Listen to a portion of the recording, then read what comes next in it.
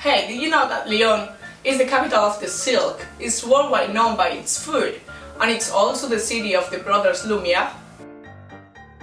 I'm Emma, and this is the Backpacker Dog.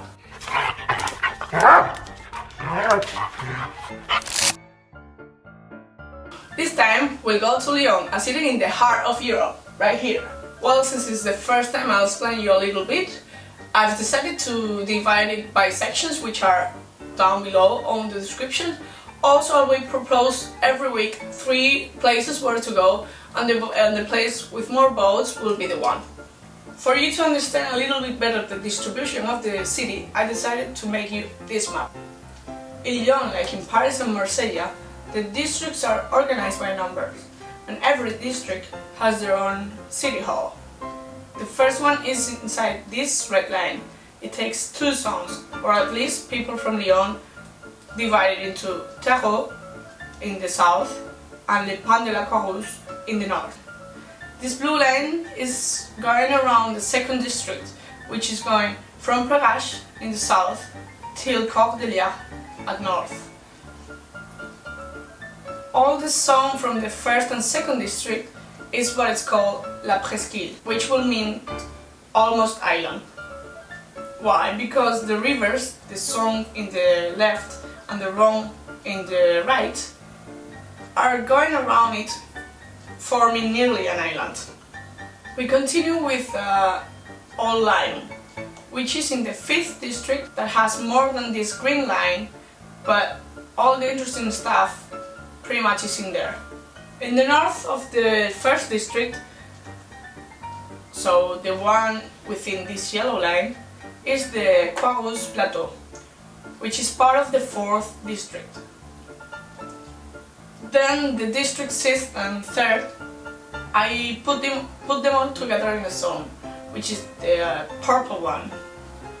In the north we have the park of Tech d'Or.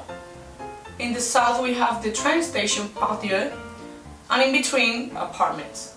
The one with the skin color is the Guillotière. I used to live there, but then I moved to La Presqu'île, near Prague. The most interesting part of this zone, I think it is the Institut Lumière, which is on the right side of what I marked.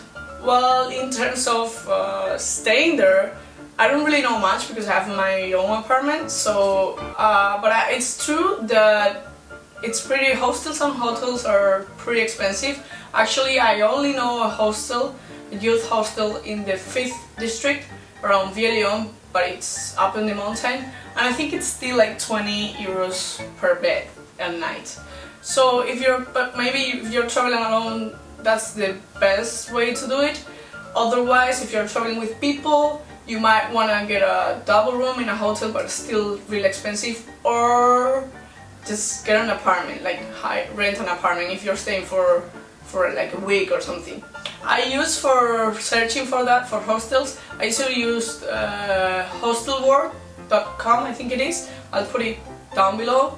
And then the last choice, I think it is couchsurfing.org. I think it's the best one. I mean, you can not only find somewhere to stay for the night, but you can also make a friend, or you can sometimes they even give you a little tour around the city.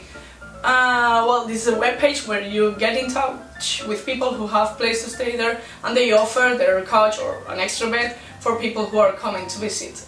And it's a lifestyle pretty much. I like it a lot. Now we're moving to what to see in Lyon, but first let me tell you how to move around. I think the best way to move around is to get a bike. You have different stations which are called Villov. They're actually bikes that you can hire from the city, and you have 30 minutes for like €1.50, and then you can just sweep it and keep going for the day. It's a one-day pass. Well, anyway, I'll put the link down below as well, so you can get more information. If it's too cold, just get to metro, but it's a little bit more expensive, and then you don't get to see all the places in the city while you're biking, which is really nice. Or if you have time and you like walking, just walk, because you can really get anywhere in the center of the city just by walking. It is time to tell you about the typical touristic stuff. The most typical is the Place de Terreau, which is where the Hotel de Ville, so the city hall, is. Then the place is really nice. you get the Museum of Beaux-Arts, so the fine arts, and then you also get the opera. I think that you can see it in like 2 or 3 hours, maybe 4 if you go to the museum. And then you can go for a walk to burn down those calories from lunch. Going up the Pan de la Croix, you can get lost around those little streets that are really nice and watch the buildings with the big windows from the silk workers. They used to get big buildings because they needed a lot of light to work with the silk. And then you also get the travels. I don't know how to describe. They're like little tunnels that connected the different buildings. And that way, in wars, in times of war, they used to hide in there. And also the silk workers used to use it to transport the materials when there was like time, when the weather was not good.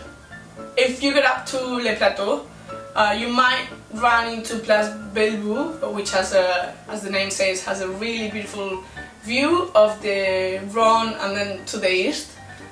And then otherwise you can get to La Montée de Grand Côté, which has a really nice view as well of La Presqu'île. After that, or maybe before that because of time, you might want to check out the Museum of the Silk, I think it is called. I don't know the timetables. I'll put the link down there, and I don't know if you have to book for a tour or something, but it might be really interesting to do it since it's the only thing or one of the few things left from the silk in La Croix. It also has a little shop. Maybe you want to do some shopping and get some silk tissues or something. So this area that we've just walked through, to me, is the best one. It's the more artistic bohemian. I'm actually doing a documentary on its history, the history and the silk workers, and how is the life nowadays. Well, anyway, so I'll give you also the link from the city hall, like the district hall, and they give you there the evenements, the timetables and all that. So it might be nice to check it out and see if there's something going on while you're there. Another day I would go to Lyon, which is the medieval and renaissancist, I think it is said, I don't know how to say, of the city. It's pretty much one street, which is called Saint-Jean, and it's pretty nice. It has a lot of souvenir shops and a lot of Irish pubs, and if you speak in English you're not gonna have any problem. So it's quite touristic place of the city, but it's a must to go and see it. And then you'll get to Saint-Jean's Cathedral as well, which is also pretty nice. And then, oh well, yeah, I was gonna say, I've never done it, but if you'd like, you might, and you have the time, you might want to get lost between the little streets of Lyon, because you might arrive to La Tour Rouge. I don't even know the name. It's a pink tower, or it's a pink house, which is really popular in Lyon, but I never got to see it. So please, if you do, then tell me how it is.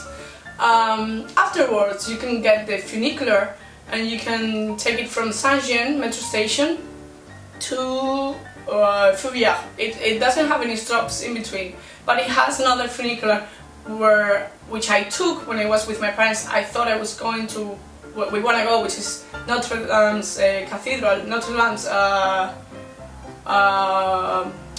what was it called? Notre Dame de la Fouvière. It's a basilic. We wanted to go there, but anyway, I got lost with my parents and I went somewhere else. So just make sure you take the right one. You're going to La Fouvière, and it looks quite old, and it's a lot of tourists are there, so you should be able to find it. It was just me. Anyway, up there you're gonna see the Bastille Lake, I think it's called, and then you're gonna have a great view of the whole Lyon city. Even if you're lucky, you might see the Alps, and of course you're gonna see the big Lyon, which is the La Pardieu train station. In the afternoon, you might want to go down to the second district and La Place Bellecour, which is the biggest place there, square there, so you should go and check it out. It has a big wheel, like the London Eye, but in Lyon. It's only in winter anyway, but I've never been up there. It's 8 euros, I think. but it should be nice unless it's really cold. And then afterwards, if you like movies and you like cinema, especially classic cinema, you might want to check out the projections that they are having at the Institut Lumière, and then go there for a really cool classic movie projection to end up the day. Well, I think I'm gonna cut it now because it's getting a little bit long, so I'm gonna take advantage of the footage that I still have, and I will upload a video on where to eat, where to shop, and many more things. So if you want to know that, stay tuned. If you cannot wait till next week, then you have to go to mahayatero.wordpress.com. I think it is the link. I will put it here somewhere. Anyway, there I have all the details about this post. I mean, a little bit more extended because I can write, therefore I can put more information. And also all the stuff that will be on the video next week. So please like if you liked it, obviously if you didn't like it, don't like it. Share it with your friends and family or anyone that you think that can be interested. Subscribe to my channel so that the videos will show automatically every week. And I don't know, just any suggestions, any comments? Oh, I forgot, vote one of the 3 places that I'm proposing, so that on the comments, just comment with the vote, so that I can choose, well, you can choose the place that I will do on my vlog next time. Anyway, thank you, backpacker. Bye bye.